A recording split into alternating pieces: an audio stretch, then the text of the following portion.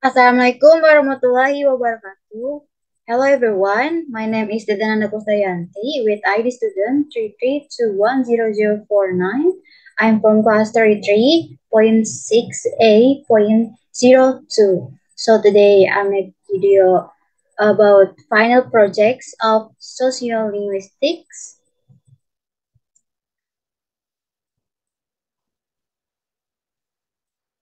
Table of contents. Number 1, language change. Number 2, register. Number 3, style. Number 4, context.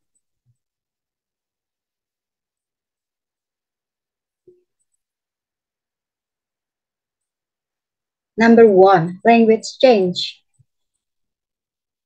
Raymond, 2003, says that any study of linguistics must address the questions of language change.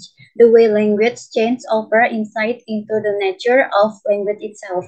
Possible answer to the questions of why language change tell us about how language is used in society, about how it is obtained by individuals, and can reveal to us information about its internal organizations. There's no simple explanation for why language change.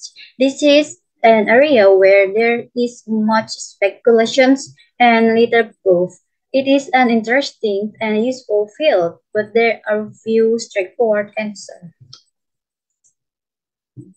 Language change and development. Language change is influenced by two distinct type of factors, internal and external. Factors operate differently, with internal factors often focusing on establishing morphological regularity within the language. In contrast, external factors are primarily concerned with the symbolic role of a language in society. Typically, the earliest level of language affected by change are phonetics and phonology, although other aspects of language may be impacted later on. Language change and development. Number 1, internal language change. Internal language change refer to change in language behavior and order, making a language distinct from its original family. This process is influenced by grammar, phonology, phrase order, and sentence structure. English evolutions occurred over 15th centuries with three periods: Old English, Middle English, and Modern English. Old English had dialects, while Middle English underwent major change. Modern English emerged in the 16th century with neutral pronouns and combinations of dative and accusative.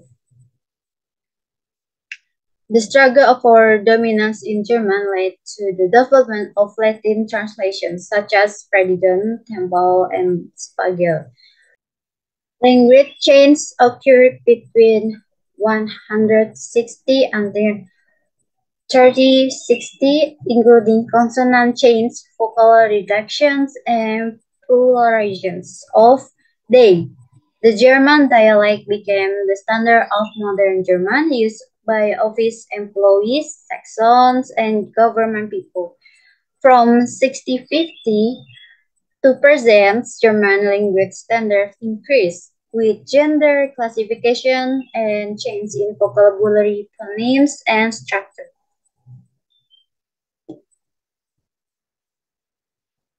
Number 2, external language change.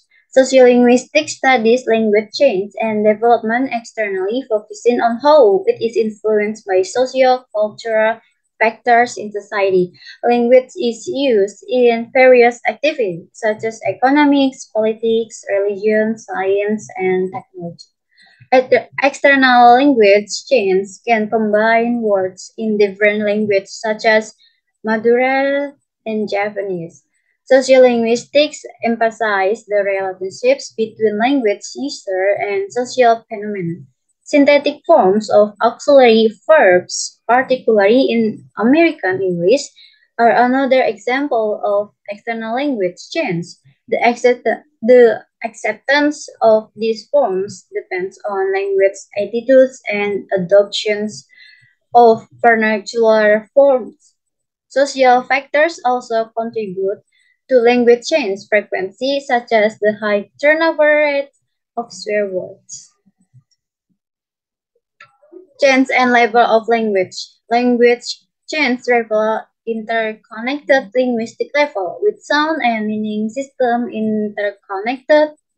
Phonological erosions can cause vagueness, while grammatical categories are fluid, illustrating analytical language characteristics. A phonological change. Phonetic change in language involve an increase or decrease in loudness, affecting syllable structure and possessions. Nonlinear phonology describes this change, which can lead to grammatical or reorganizations and typological rearrangements. Gradually occurring change, like episodes and metastasis, can introduce vowels and change segment order. Morphological change. Morphology is a crucial aspect of language, mediating between deep syntactic cases and surface awareness. It emerged it emerged through the contractions of independent elements, leading to semantic blurring and clicitations. Morphology organizes words into shape and is highly valued by speakers. Internal factors and social factors drive morphology, which is more fixed than syntax, but can lead to language change and variety differentiation. Syntactic change. Syntactic change is a complex phenomenon that linguists often study with more formal orientations.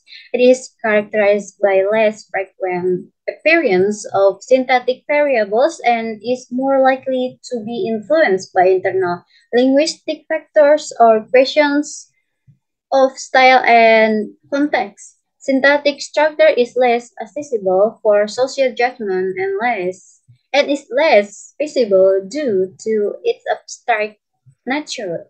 Syntactic structures also do not usually have a social identification functions like phonological factors, as there may be parts of an utterance where syntactic variables do not appear, indicating the linguistic affiliations of the speaker. Therefore, it is crucial to read the relevant literature for a more detailed discussion and interpretation of syntactic change.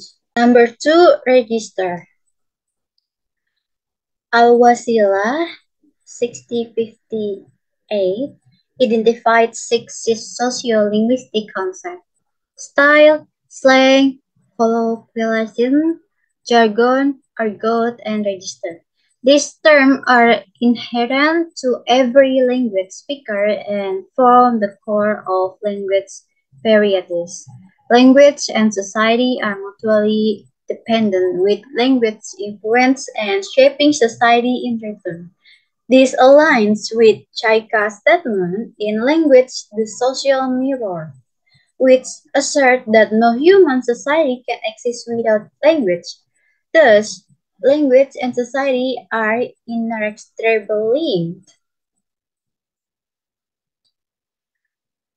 Number one, descriptive analysis. Register study involve analyzing actual discourse to understand language varieties. Number two, characterizations. The aim is to characterize language varieties and identify their distinct features. Number three, formal linguistic analysis. Register studies present formal linguistic descriptions of language varieties. Number four, the last is situational analysis. The studies also examine the situational characteristic of language variety and the functional relationship between form and situation. From these definitions, it is clear that sociolinguistic views of register differ from one another. To analyze this difference, we can consider various perspectives. Example, Sadio Sampurno, 1999, research on gravity in Manahan revealed its unique register, characterized by strategic placement and creative use of English spellings to create multiple meanings. The gravity jump hang reflects pride in strength and the artist of use of English spelling to create a Japanese term. This gravity demonstrates the uniqueness of gravity, influenced by context, situations, and artist expression. Number three, style. Style refers to a person's persistent habits or preference, encompassing both aspects of intellectual functioning and personality type that are unique to an individual and distinguish them from others. It is closely tied to the context in which it is used, not the speaker themselves. This concept is illustrated by two sentences that convey the same meaning but differ in their style. Number one, he is a liar. Number two, he is a bit careless about his facts. Although both sentences convey the same meaning, the difference lies in the style used. The first sentence uses a more concise and direct approach, while the second sentence uses a more elaborate and descriptive approach. This highlights the importance of style in shaping the way we communicate and the impact it has on the audience. Number four, context. Context of situation refer to the cultural context in which our utterance is used, both within and outside the text. It is supported by Malinowski works, and it's referred to as interlingual, extralingual, intralingual, or context. Contexts are static, embedded in the place and environment where language is used, as per Holiday Global Context Model. This model assumes that context precedes actions, implying that context is a given of factors that exist before the comprehension process begins. In essence, the notion of static contents views context as number one, external reality. Context is seen as a reality that exists independently of the language user and can explain meaning that semantic cannot. Number two, given factor. Context is considered a natural factor that is present before the comprehension process begins, influencing the meaning of the text. Number three, shared knowledge. Context is assumed to be shared knowledge that cannot be realized or explicitly stated, but rather implicit in the language used. Context is a fixed, constant factor that shapes language meaning, influenced by individual knowledge and experience. It can be static or dynamic, with static context being fixed and unchanging.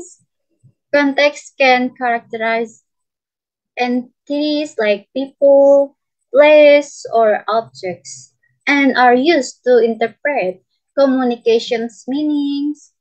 Coherence between context and utterance is crucial for determining pragmatic meaning, ensuring consistency and meaning in the communication process. This is the reference I used to answer the questions. So that's it. Thank you for hearing me. Maaf jika ada kesalahan kata, kurangan. Wassalamualaikum warahmatullahi wabarakatuh.